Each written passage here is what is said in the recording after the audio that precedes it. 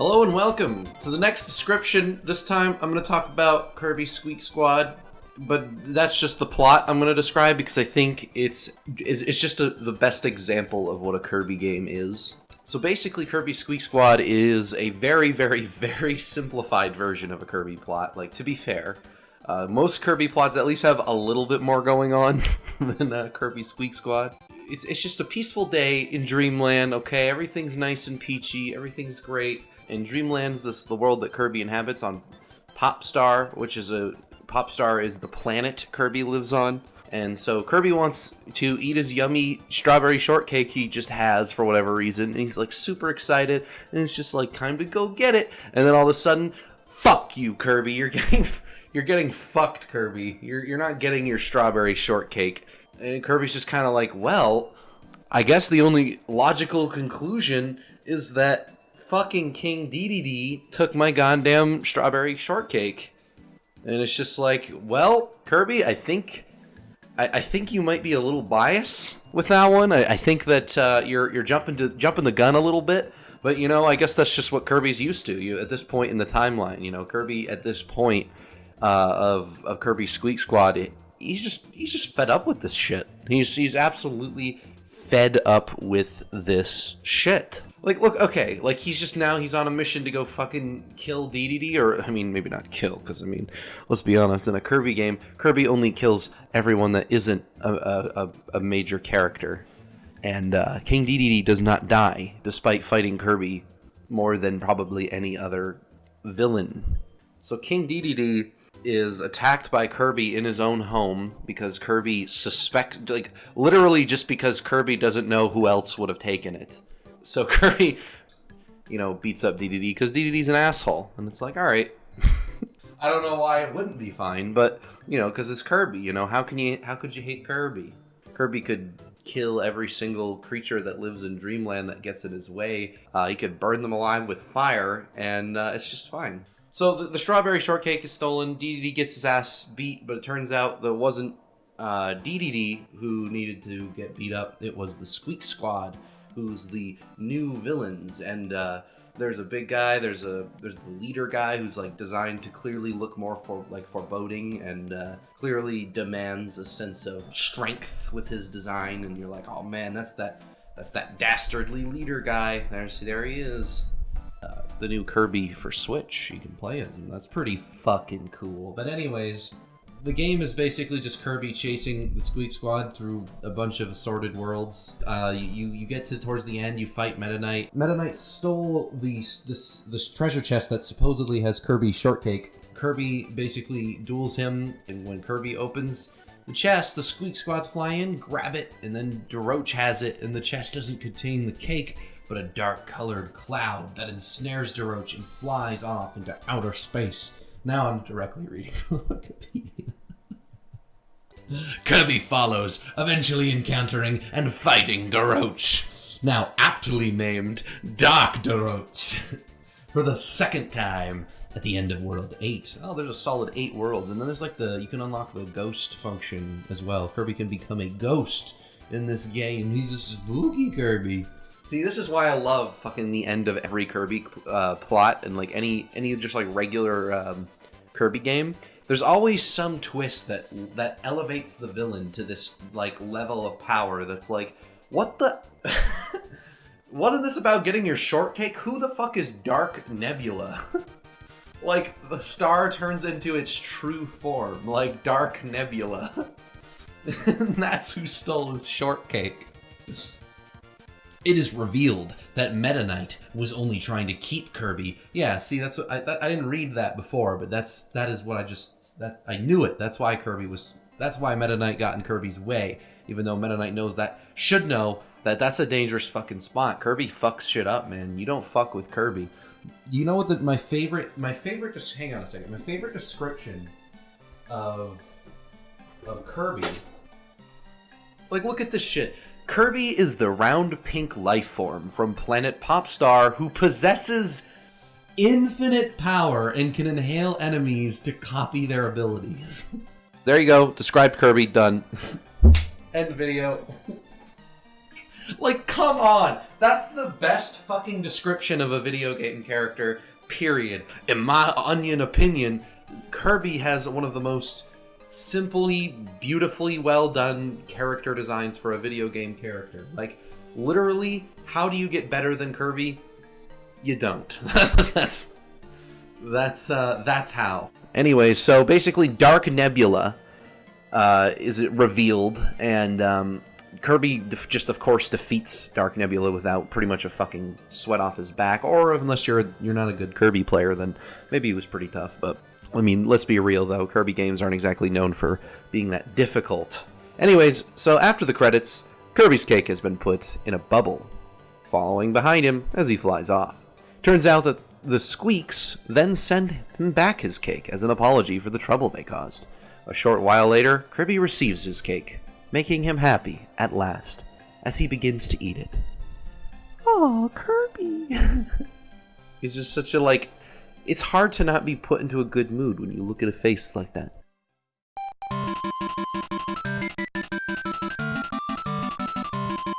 Planet Robobot... Seriously, though, Planet Robot is still by far the best single-player Kirby game, by the way. Its premise is so good. Like, you don't feel like it's Kirby getting his strawberry shortcake stolen. Anyways, Planet Robobot's premise is just really cool, because it's, there's this, like, company that's coming to Planet Popstar to essentially turn it into, like, a robot version of itself. Like, they're, like, technoizing Kirby's entire planet. And, like, that's just such a cool premise for Kirby to have to deal with. That's the kind of, like, because it's not hiding its power like Squeak Squad did, where, like, it's pretending that Kirby is on the level of just these Squeak Squad guys. Like, Kirby's villains are portrayed to be these, like, godlike entities that Kirby just has pretty much no problem defeating. That's what and it's hard for me to dislike that, to be honest. It's just like there's so much about Kirby that is just incredible. I don't know. I can't not sing this character's praises because of how it's sort of ingenious in a way. Like, it's not the most, like, sophisticated or complex thing you'll ever see, because it's not really, like, trying to be sophisticated or complex. But when you get into the Kirby lore and you try to decipher the timeline, well, you thought Mario was confusing. Oh fucking hell, boys. Okay. You know what? This is a new format of this show right now. I'm trying. So let's embrace that.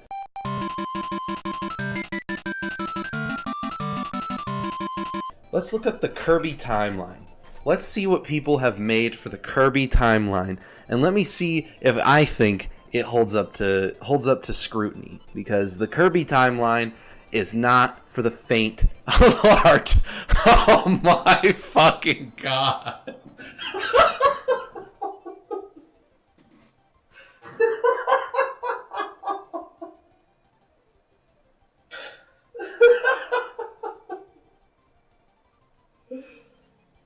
Holy shit, are you serious? The Ancients. Hang on a second. Ancients. There is 3 segments to the Kirby timeline, and holy fuck, this man, this person on the internet did a thing that is glorious. We have to look at this in full. The Kirby, so wow, Jesus, okay.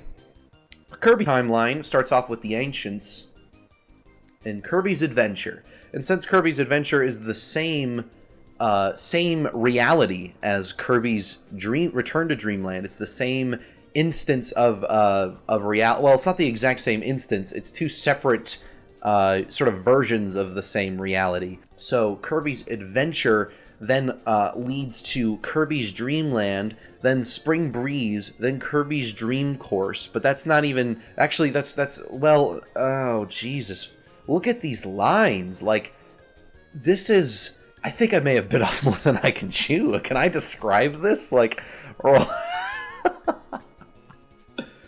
what the Dark Matter? Okay, so is that where Squeak Squad fits in? Dark Matter is a part of the Squeak Squad.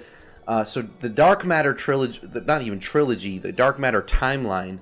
Kirby Triple Deluxe is related to the Ancients and to dark matter. So Kirby's Triple Deluxe can be used to explain the connection to all of the side games, but first you have to go through Planet Robobot, which leads you to Kirby's Canvas Curse, which is also basically connected to everything else. There's pretty much not a thing here that isn't connected in some shape or fashion to some other thing. So yeah, then Kirby Block Ball, and then Kirby Superstar, and then these are the same reality like these two are. Then we've got Kirby's Dreamland 3, which leads, and then I suppose Crystal Shards comes after that. And then we got Kirby's Tilt and Tumble for the Game Boy Color. Okay. And then we got Kirby's and the Amazing Mirror. Then that leads directly into Squeak Squad, which is actually how I would have thought too. I feel like all the Game Boy and DS games feel like they're in the same timeline here. Can't forget about Dark Nebula. Can't forget about him. That's Dark Nebula, the villain for Squeak Squad. And then there's, let's see, Squeak Squad, Canvas Curse, Epic Yarn, Kirby's Return to Dreamland, Kirby's Mass Attack. There's so much shit going on this chart. So Squeak Squad goes, well, okay. Amazing Mirror is, okay, so Canvas Curse is right after the Amazing Mirror. So maybe the mirror is connected some way to the Canvas Curse, which then leads into Kirby just being like, you know what, I'm gonna chill with this strawberry shortcake. And Squeak Squad is like, fuck you, Kirby, that's not fucking happening. You're not fucking doing that. And Kirby's just like, well, I guess I have to murder everyone and go on an adventure that ends up leading to killing Dark Nebula, because, you know, I might as well kill a fucking dark deity godlike being today. Why the fuck not? So, anyways, then Kirby goes to becomes Yarn, I guess, but I don't really think so. I think that's another reality. I don't think that's the same reality as the Kirby's a 3D being instead of a Kirby's a Yarn being. I definitely don't agree that every little thing in the Kirby universes are connected. I think that the Epic Yarn would be its own entirety of its own thing. I think Canvas Curse and Rainbow Curse should just be the same thing, and whatever happens at the end of Kirby's Canvas Curse, which I assume is Kirby getting his feet and arms back, whatever happens at the end of that is actually retconned for Rainbow Curse. But maybe I'm wrong. You know what? Why don't we just find out? Plot. One day a strange portal appears in the sky, and out of it comes a witch named Drossia. Drossia casts a spell over Dreamland, turning it into a world of paint. Wow, holy fuck, man. These Kirby villains are fucking ridiculous. Drossia sounds like a very powerful character, but hang on, let me finish the plot. Okay, so upon fleeing back into the portal she came through, Kirby gives chase, eventually finding himself in Drossia's also paint-themed world. The witch curses Kirby, turning him into a limbless ball after Drossia escapes the magical power paintbrush in the European version, because reasons, turns to the player to help Kirby. The player and Kirby set off to find and defeat Drossia to restore Dreamland to its normal state. Along the way, Drossia creates replicas of Kirby's oldest foes to slow him down. These include Paint Roller, Kracko Jr., and of course, King DDD. What is he doing in that cast? I don't know. Okay, that's Canvas Curse, but what about the Rainbow version? Does Drossia come back, and that's what we're looking at for the premise of Rainbow Curse? So, let me see. Plot. One day in Dreamland, Kirby, Waddle Dee playing together. Mysterious hole opens in the sky, drawing in Dreamland. Aline, a paintbrush fairy from the land of Seventopia. Like, look at these. Like, this is what I love about the fucking Kirby series. Like, they could have easily just brought Drossia back, and oh, look, now it's the Rainbow Curse. Oh no, like, it's the same exact premise, but it's like, okay, they at least don't use the exact same character. Like, look at that. Oh, that's not Drossia. It's Aline, a paintbrush fairy from the land of Seventopia. So anyways, They goes through the portal in order to escape several grab hands and uses her powers to bring color back to Kirby. Wait, what? One day in Dreamland, Kirby... So the color... A hole opens up in the sky, draining all color from Dreamland.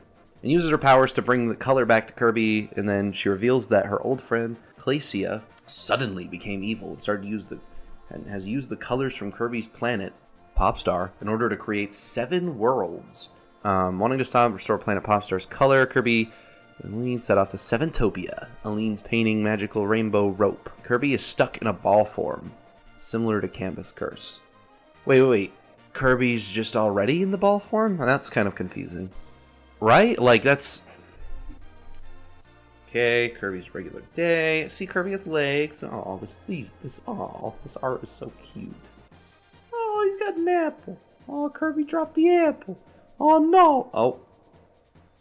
Okay. So Kirby is now rolling. So so Kirby just wants to do this in this game? Is that what's happening here? Okay, then the color gets... Yep. Yeah, Kirby just decides, okay, yeah, I'm just gonna not fucking use my legs this time. Okay. I guess they didn't even reuse the premise of him getting cursed into this situation. He just decides he wants to do it. Hey, that's pretty funny, actually.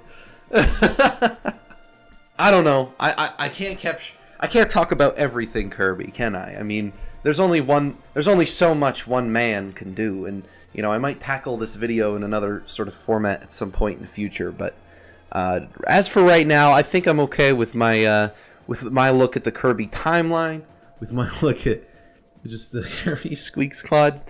Oh boy. So just remember, when you play a Kirby game, there's always some ridiculous plot element that's like that is pretty cool, but it's always just a setup for the gameplay, and it's great. Kirby is the most ingenious franchise ever. I could probably sit here like this and talk about Kirby for like multiple hours.